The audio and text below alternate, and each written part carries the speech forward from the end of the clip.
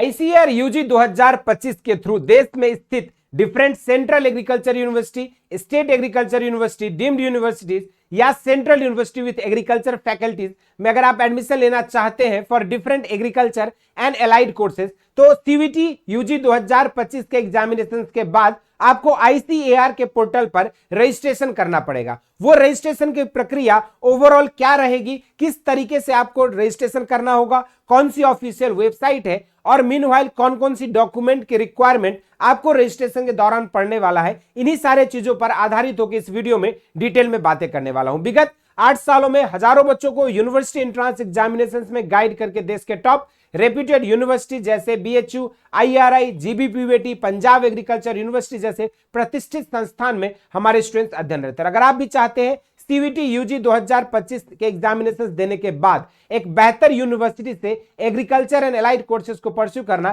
तो ये आईसीएआर की ओवरऑल रजिस्ट्रेशन की प्रक्रिया को समझना आपके लिए अनिवार्य है, क्योंकि इसी के थ्रू आपको देश में एग्जिस्टिंग 70+ यूनिवर्सिटीज में BSc honours agriculture and allied courses में आप 5000 से भी एवब सीटों के लिए आवेदन कर सकते हैं। और इसमें आपको अगर एडमिशन मिलता है तो आपको पर मंथ जो है नेशनल टैलेंट स्कॉलरशिप का अमाउंट भी जो है अप्रॉक्स 3000 पर मंथ के हिसाब से आपको प्रोवाइड की जाएगी। और जिस भी कॉलेज में आपको यदि आईसीएआर के थ्रू कॉलेज अलॉट होता है तो हॉस्टल मिलने के चांसेस भी मैक्सिमम रहता है एज पर द अवेलेबिलिटी। तो आप सभी के लिए जो है आईसीएआर के थ्रू एडमिशन लेना एक विन विन सिचुएशन हो सकता है। और ये कैसे होगा, इसी पर आधारित होकर तो चलिए आगे बात करते हैं। आईसीएआर की जब आपकी रजिस्ट्रेशन का प्रक्रिया ओपन होगा उसके लिए आपको ICARadmission.in या आपकी आईसीएआर का एडमिशन और काउंसलिंग के जो है ऑफिशियल वेबसाइट है, जहां पर ये आईसीएआर की यूजी, पीजी और पीएचडी के डिफरेंट यूनिवर्सिटीज और कोर्सेज का जो है काउंसलिंग यहां पर होती है। और इसी पोर्टल पर आपको जो है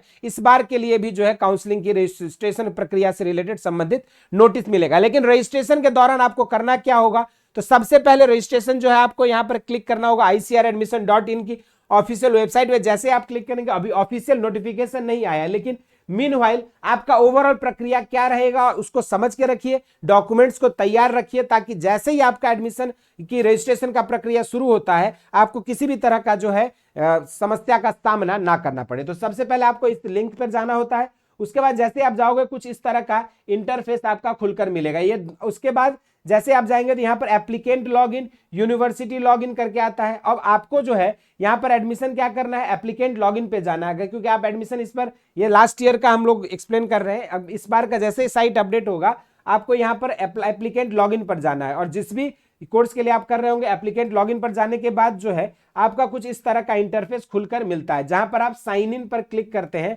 उसके बाद आप लॉगिन आईडी पासवर्ड के साथ इसको जो आप यहां पर अपना साइन इन कर लेते हो रजिस्ट्रेशन करने के बाद। उसके बाद जैसे आप साइन इन करते हो कुछ इस तरह का डैशबोर्ड आपका खुल जाता है, जहां पर आप पहले नंबर पे क्या करते हो, रजिस्टर फॉर सीट एलोकेशन, और आपको सीट एलोकेशन के लिए जो है रजिस्ट्रेशन फॉर्म भरना होता है। जैसे इसके लिए रजिस्ट्रेशन फॉर्म भरेंगे, इसके अलावा दूसरा आपका प्रीव्यू फॉर्म का ऑप्शन है, तीसरा ऑटो फ्रीज और चौथा आपका हेल्प डेस्क का ऑप्शन यहाँ पे आपको दिखता है। उसके बाद जैसे आप जाते हो यूजी इनकम्प्लीट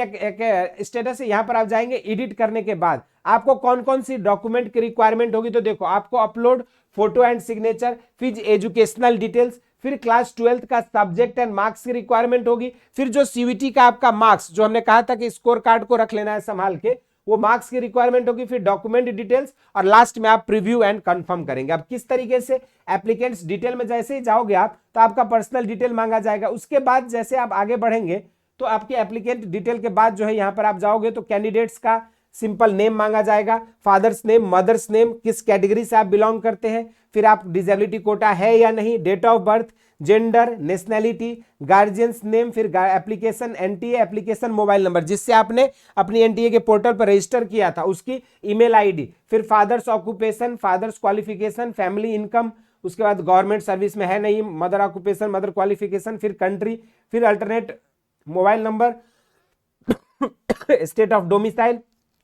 कश्मीरी इमिग्रेंट है कि नहीं, फिर रेजिडेंस प्लेस आपका रूरल है या अर्बन करके आप यहाँ पर पूरा अपना पर्सनल डिटेल भर दोगे, फिर परमानेंट एड्रेस आपको मांगा जाएगा, फिर करस्पॉन्डेंस एड्रेस के बाद अब सेकेंड स्टेप में आप क्या करेंगे, आप अपना पासपोर्ट साइज फोटो अपलोड करेंगे। और ध्यान में रखना ये जो आपका पासपोर्ट साइज फोटो है ये 100 KB से लेस होना चाहिए, यानी कि अभी से आप क्या करेंगे, अपने पास आपका पासपोर्ट साइज फोटो को जो है रख लेंगे 100 KB से कम में कन्वर्ट करके, ताकि जब रजिस्ट्रेशन की प्रक्रिया शुरू होगा आपको किसी भी साइबर कैफे या किसी अन्य व्यक्ति पर आपको निर्भर होना नहीं है। क्योंकि अक्सर हमने देखा है बहुत सारे स्टूडेंट्स के साथ ये दिक्कत आती है कि बच्चे जो है अच्छे यूनिवर्सिटीज में वहां पे जाते हैं, काउंसलिंग में पार्टिसिपेट करते हैं, लेकिन उनकी थोड़ी थोड़ी एरर जो है फॉर्म भरते समय किसी कंप्यूटर वाले से या किसी साइबर कैफे वाले की थोड़ी छोटी छोटी त्रुटि के कारण से उनकी डिटेल्स गलत फिल हो जाती है और स्टूडेंट्स को बहुत सारी समस्याओं का सामना करना पड़ता है। तो इसी के लिए या तो आप जाइए कंप्यूटर सेंटर पे, तो पूरी तरीके से आपके प्रोसेस से अवेयर रहिए और उनको गाइड करिए कि भैया ऐसे करना है, इस तरीके से करना है, ऐसे करना है, नहीं तो फिर वहां पे त्रुटि और एरर होने के मैक्सिमम चांसेस रहते हैं। उसके बाद आप अपना फोटो अपलोड करेंगे, फिर जो है आपको यहाँ पर 100 KB से कम में आपको अपना सिग्नेचर को भी अपलोड कर देना है। उसके बाद जैसे आप सिग्नेचर अपलोड करते हैं फिर आपको एजुकेशनल डिटेल वाले में आ जाओगे और वहां पर आप अपने 10th का boards, year of passing, school, फिर मार्क्स टाइप, फिर परसेंटेज, OGPA कितना आया टोटल, ये सब भर देंगे। फिर आपको रोल नंबर यहाँ पे भरना पड़ेगा। फिर 12th की भी आपको इसी तरीके से एकेडमिक डिटेल जो है एजुकेशनल डिटेल पूरी मांग दी जाएगी। उसके बाद फिर आप आएंगे नेक्स्ट सेशन में जिसमें क्लास 12 सब्जेक्ट एंड मार्क्स। ये इसलिए जरूरी होता है क्योंकि ऑलरेडी ICAR के क्राइटेरिया है कि जिस भी 3 डोमेन सब्जेक्ट से आपने अपने 12th की पढ़ाई की है वही 3 डोमेन सब्जेक्ट से आपको जो है ICAR की रजिस्ट्रेशन करना होगा। तो ICAR के रजिस्ट्रेशन के लिए आपको क्या करेंगे, यहाँ पे आप अपना सब्जेक्ट 1 2 3 4 जो भी आपके सब्जेक्ट रहेंगे 5 क्लास 12th की, वो सब्जेक्ट कंपलसरी एक ऑप्शनल है वो करते हुए आप यहाँ पर अपना मार्क्स जो है आपके कितने ऑब्टेन हुए हैं वो भर लेंगे। उसके बाद जो है आप आओगे नेक्स्ट जिसमें आपका लिखा गया है CUET का मार्क्स और CUET subject consent for ranking and marks. Please select any 3 subject compulsorily you have appeared in CUET and consenting for ranking purpose, inter your percentile और स्लैश मार्क्स ऑफ CUET है ना। यहाँ पर आपको percentile जो यहाँ पर क्लियरली मेंशन्ड है, ठीक है। अगर जैसे CUET 2024 में क्या था, आपकी मार्क्स आई थी परसेंटाइल, क्योंकि एक ही शिफ्ट में पेपर्स हुए थे, लेकिन जैसे आप CUET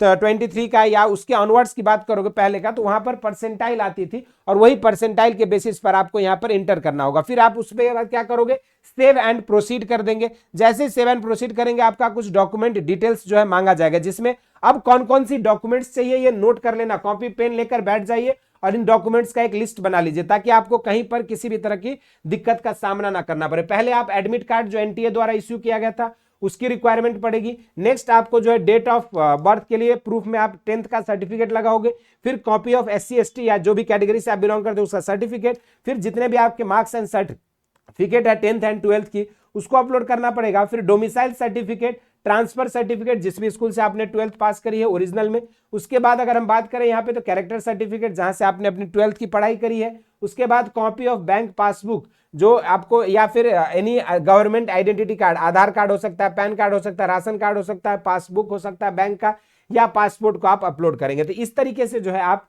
इन कुछ बेसिक डॉक्यूमेंट्स को अपलोड करने के बाद आपका डॉक्यूमेंट वाला डिटेल भी कंप्लीट हो जाएगा। फिर लास्ट में आपका जो है प्रीव्यू करके पूरा डिटेल वाला फॉर्म जो कुछ इस तरह का आएगा और फिर यहाँ पे आई कंफर्म करके सबमिट कर देंगे और फिर लास्ट में फी पेमेंट का ऑप्शन आने के बाद आपका रजिस्ट्रेशन की जो प्रक्रिया है वो पूर्ण रूप से ICAR की पोर्टल पर कंप्लीट होगा। और ओवरऑल इस वीडियो में हमने आपको इंपॉर्टेंट डॉक्यूमेंट्स के बारे में बताया, फोटोज को अपने पास स्कैन करके और सिग्नेचर को रख लेना है, साथ में आपको अपना NTA की मोबाइल नंबर और जीमेल ID जिससे आपने फॉर्म को अप्लाई किया था, इन सारे चीज को सुनिश्चित करके रख लीजिए क्योंकि जैसे ही ICAR के रजिस्ट्रेशन का प्रक्रिया शुरू होगा कुछ इस तरह का ही रजिस्ट्रेशन फॉर्म आपको भरनी होगी और उसके बाद ही जो है आपके रैंक कार्ड रिलीज होंगे और उस रैंक कार्ड के बेसिस पर आप अपना प्रेफरेंस एंट्री भरोगे और उसके बाद आपको कॉलेजेस ऑल ओवर इंडिया में कहीं ना कहीं डिफरेंट एग्रीकल्चर यूनिवर्सिटी में UG कोर्सेज के लिए अलॉट किया जाएगा। बाकी जिन भी स्टूडेंट्स के मार्क्स बहुत कम है और चाहते हैं प्रिपरेशन के लिए तो ऑलरेडी 2026 के लिए प्रिपरेशन बैच ऑलरेडी शुरू हो चुकी है। बेसिक शिक्षा ऐप पर आप जुड़ सकते हैं और ICAR 2026 की बेहतरीन तैयारी कर सकते हैं। बाकी